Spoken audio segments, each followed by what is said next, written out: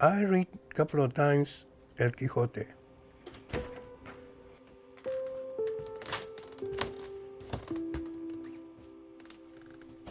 I have a book that I bought and when I was in college in Juarez and then El Paso, and I carry it with me and I have it since be more than 70 years. I think there's a lot of to be learned from there and be crazy enough to follow your dreams. We were crazy like Don Quixote.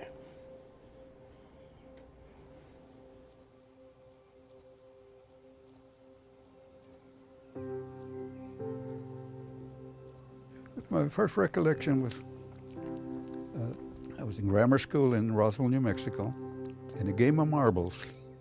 You draw a ring in the dirt. And the idea is to knock the other marbles out. You could keep shooting until all the marbles are out of the ring. We're in this game of marbles. There's one kid, a white kid, got mad because we took his marbles. We got in a fist fight. And after we're tired of hitting each other, we both have bloody noises and everything else. He says, "Why don't you go back where you come from?" And I said, "What?" As far as I knew, that's where I came from.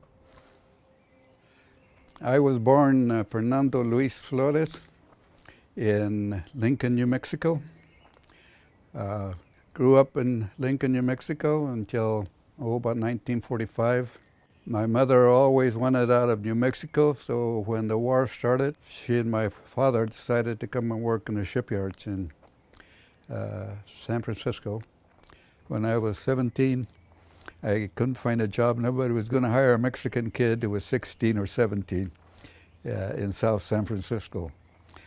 So I joined the Navy. Somehow or another, in the Navy, or you join, you sign the papers, and the next thing I know, I'm Luis Fernando Flores. I'm not, and trying to change the Navy as a recruit is almost impossible. I met my wife in 1955. She had grown up in Fresno and San Francisco, driving in the hills and everything else wasn't for her. So I said, well, let's go, and we settled here in Napa.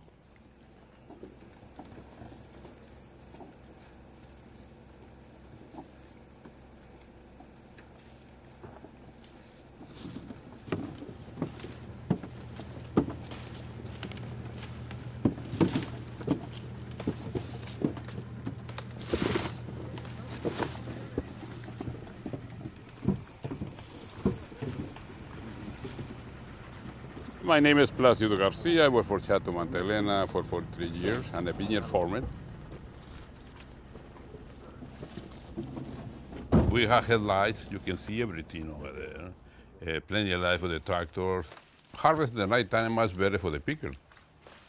We pick, especially with this heat, pick in the daytime before we pick in the daytime. And by 12 you was exhausted. It's hard. It come maybe 25 tons, 30 tons, 2 crews. Sometimes it's difficult when you don't sleep enough.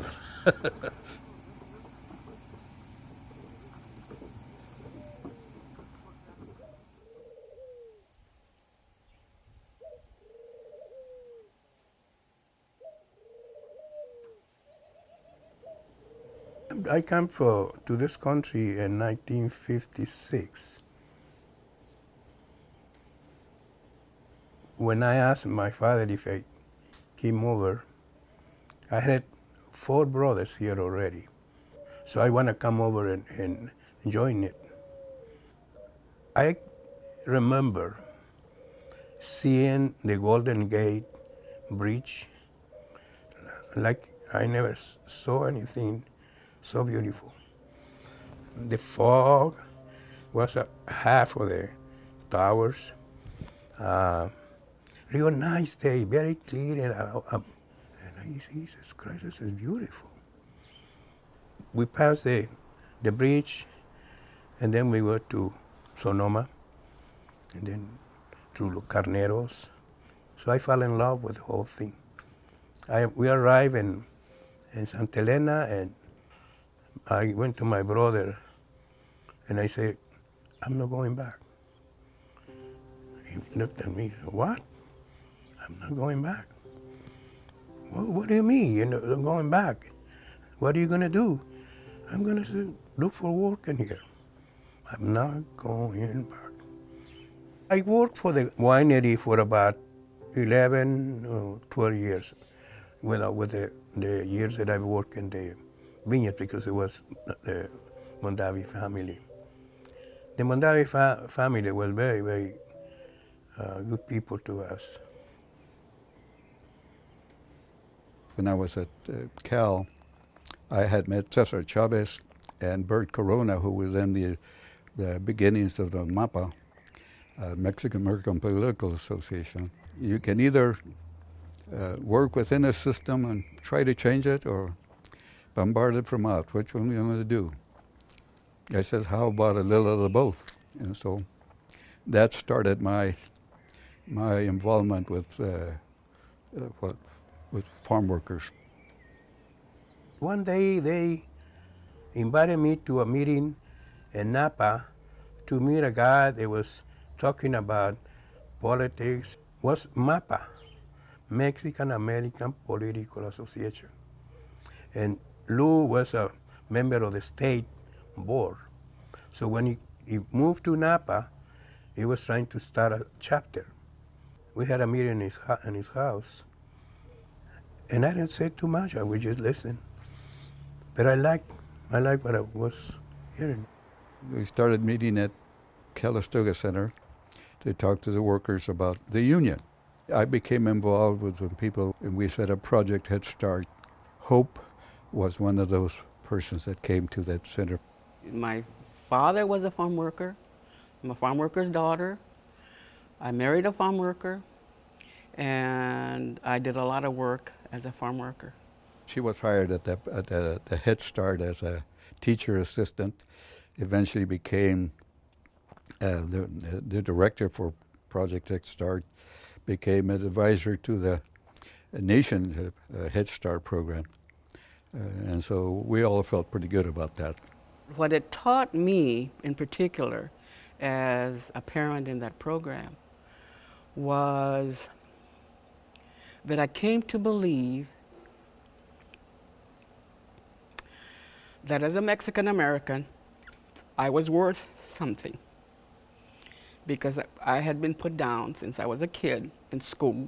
Mom would get up early, do her best to put, whatever she could on a piece of tortilla, and we'd take it to school. We'd hide behind the trees to eat our lunch because the kids would make fun of us. Growing up in that environment is a soul-breaking experience that you don't get over. It hurts. It'll hurt for the rest of our lives. From Mexico, Chihuahua, Mexico. And I came to the United States in 1960. I was working in other places, migrant worker. And I remember those times, you got sick, it's a big thing for you. So, to go and see a doctor is a big adventure for you. You can think about it before. Why? They don't speak Spanish, you don't speak English. When I come here, I make 85 cents an hour. It was you got sick, you don't have enough money to pay the doctor. Señorita, you don't have any right to say anything because you was asking for something, you out.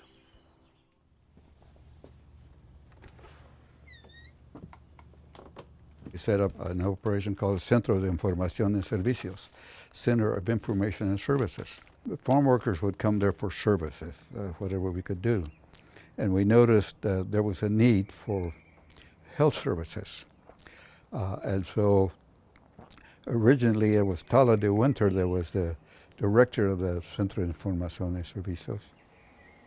Tala was already working at Centro de Información y Servicios in Yountville. The centro was funded by some of the poverty program funds. So that's how I met Tala. At first we were clashing because Tala was Peruvian and she was going to be working with Mexican farm workers. How can that be, you know? And so Tala had to work extra hard for the community to trust her. She became one of the most trusted, respected Latina women in the county. A friend of mine invited me to go to Hillsborough. They got a clinic over there. I see the clinic. I like it. I am in love with that. I said, we need something like that in Napa to stand up and say, how about a clinic? But the main barrier that was Tala de Winter. He was the director. She fell in love with that clinic. We accomplished a lot of things because she was very effective. This is the Centro de Información y Servicios that we opened when we left the Yountville service office. In this corner, we separate one little room to start the La Clínica. We need doctors. We need everything because the space of the clinic was problem this big. And before we know, we have a lot of support. We manage it for as long as we can. And I remember Tala came over and we had a meeting. They said, what are we going to do? State is not giving us any money. We only have a chance to get somebody else to help us or close the clinic. And we said, no, close it, nothing. Our winery is located in Napa. The most distinguishing characteristic is the Stag's Leap. There was a legend about the hunters who hunted this big deer and he always escaped them. And finally they had him cornered and he got away because he leapt, it's a legend. You can let it have it end any way you want. I came to the Napa Valley in 1973. When I left Chicago, they said, where are you going? I'm going to the Napa Valley. They said, where's that? No one that I knew in Chicago had ever heard of the Napa Valley. It wasn't until 5 or 7 years after I'd arrived that I'd even heard of OLE. I became very interested, got myself on the board. My goal was to develop a much stronger awareness in the valley, particularly among the vintners, of OLE and what they did. And gradually, the word got around because we were the only outfit that really focused on the underserved and particularly field workers, but not exclusively the field workers. The hospitals had a lot of money behind them and the clinic didn't. They had about 3 months funding, that's all they could handle. Well, I was on the board and they decided that we ought to have our own building. Pointed to me and said, "Okay, will you take care of that, John?" So then the task was to raise the money. It became all engrossing, but I never borrowed any money. And I raised $9 million. We proceeded to build the building, and in 2002, it was finished, and we dedicated it. We went from 8 exam rooms to 20 exam rooms. And a little later, we added on 6 more rooms. And that's how the present building started. And of course, we thought, well, this will go forever. 2 years ago, they'd filled it all up. So they clearly needed more space, and that was the impetus for the present building, which is being built.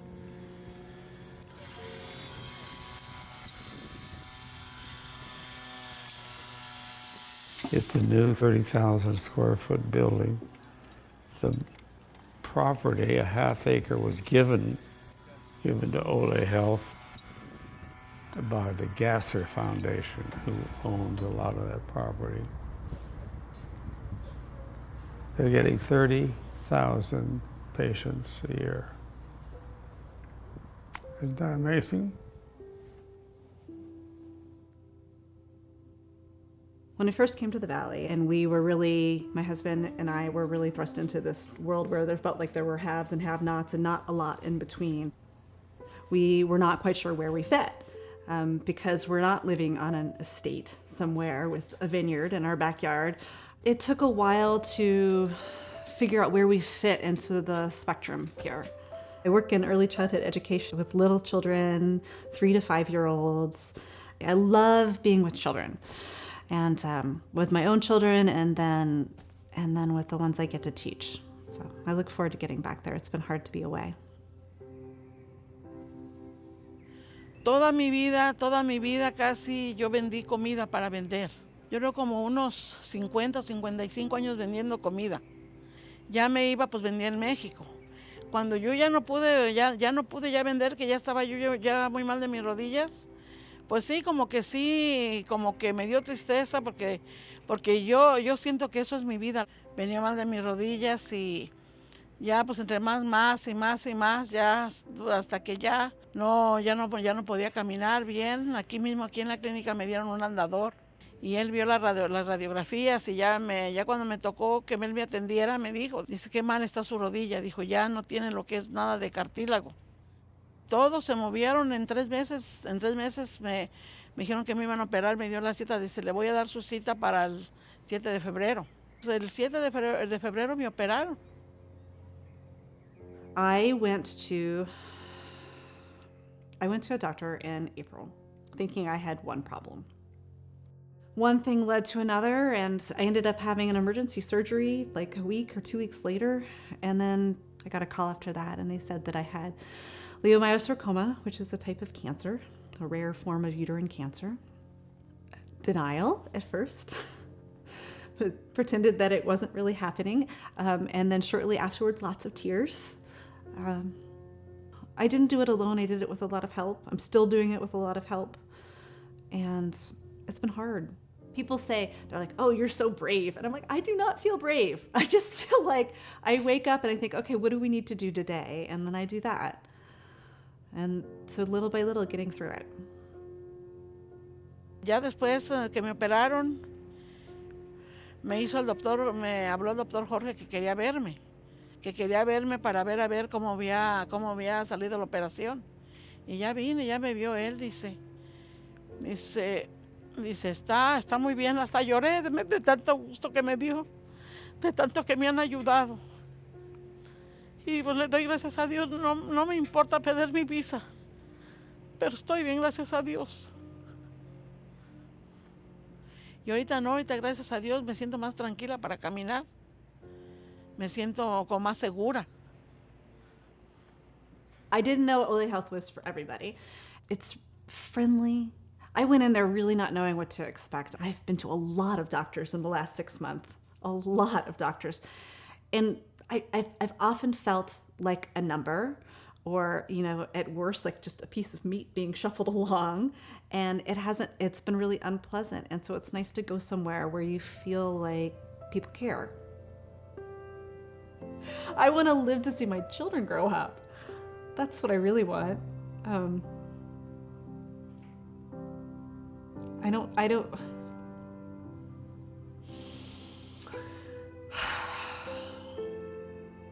That's what I want. I mean, that's my entire focus right now, is what do I need to do to stay alive?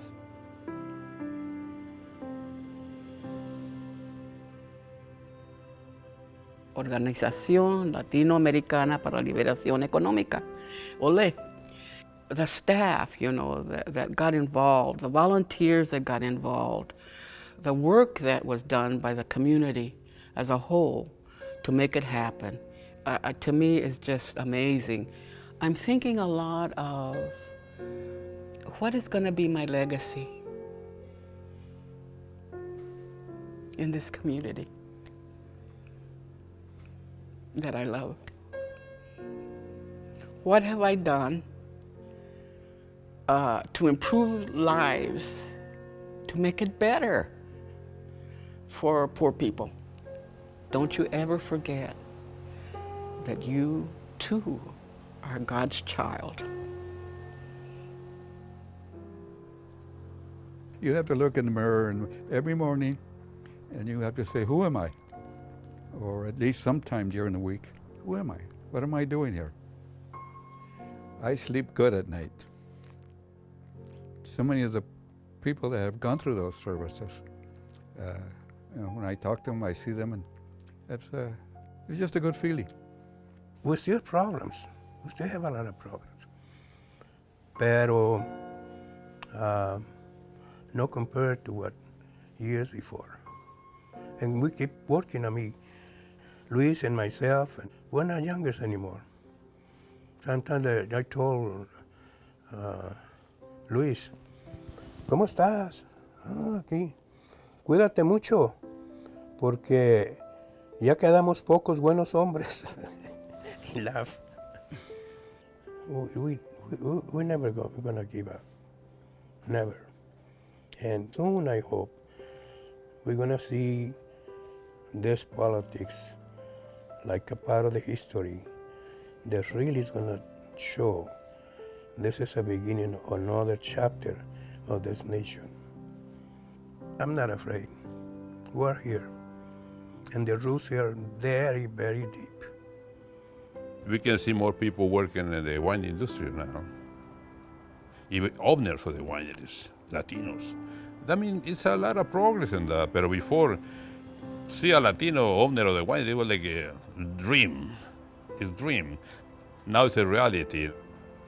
Clinical labs is, for me, the best that can happen in this valley. And all start with a crazy idea, maybe. But our philosophy was that if you have a seed, una semilla, and you plant it, and you take care of him, watering, feeding him, they will grow. And that will give a lot of seeds around. Now, that's something.